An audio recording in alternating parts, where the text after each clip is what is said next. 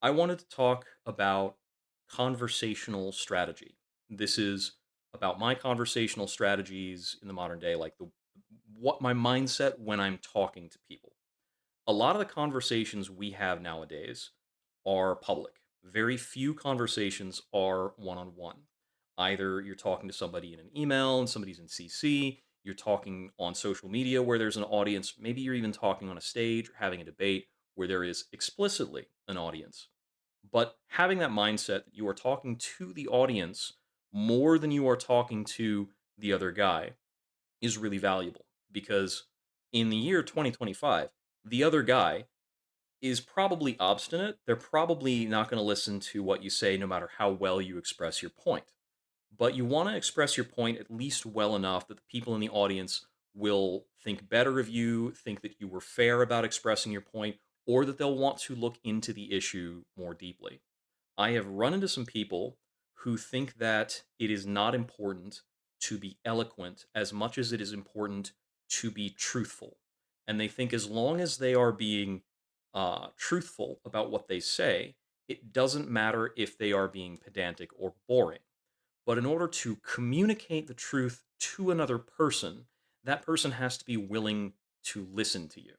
So the truth that you are upholding as your personal standard doesn't practically matter.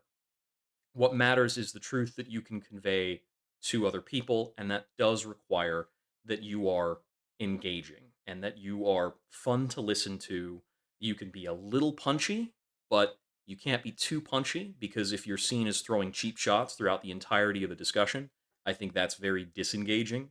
So you need to show a little temperance about it, but you need to try for brevity. You need to try for wit.